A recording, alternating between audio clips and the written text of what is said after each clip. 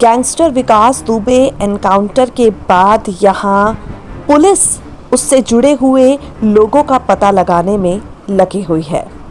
विकास दुबे के एनकाउंटर के बाद माना जा रहा है कि सारे राज दफन हो चुके हैं, लेकिन पुलिस हर एक राज का पर्दाफाश करने में लगी है।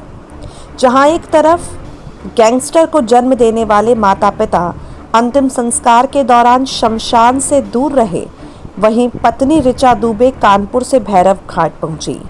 मीडिया के सवालों का जवाब देते हुए ऋचा ने ये माना विकास का अंत हुआ वो ठीक था, लेकिन फिर भड़क गई।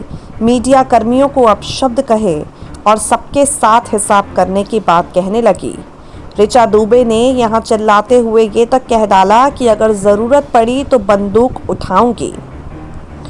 आपको बता दें, यहाँ सवाल उठता है, ऋचा बंदूक उठाने की बात कर रही हैं, लेकिन वो कौन से लोग हैं जो ऋचा के निशाने पर हैं?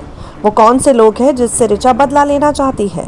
कानपुर के भैरव घाट पर विकास दुबे का अंतिम संस्कार हुआ, जिसमें पत्नी ऋचा, छोटे बेटे के अलावा कुछ रिश्तेदार शामिल हुए। उस दौरान मीडिया के सवालों का जवाब देते हुए शुरुआत में ऋचा ठीक थी, बाद में उसके गुस्से का पारा चढ़ गया। ऋचा से पूछा गया, क्या विकास दुबे के साथ जो हुआ सही हुआ? ऋचा ने कहा, सही हुआ।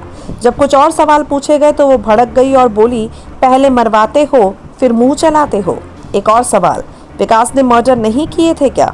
ये सवाल सुनकर ऋचा आपे से बाहर हो गई और जवाब देते हुए कहा, करेगा तो तू कौन होता है बोलने वाला? जिसने गलती करी उसे सजा मिलेगी, ये मैं कह रही हूँ। वक्त आने पर मैं सबका हिसाब करूँगी, सबको ठीक करूँगी, ज़रूरत पड़ने पर बंदूक भी उठाऊंगी। ये शब्द हैं ऋचा दुबे के।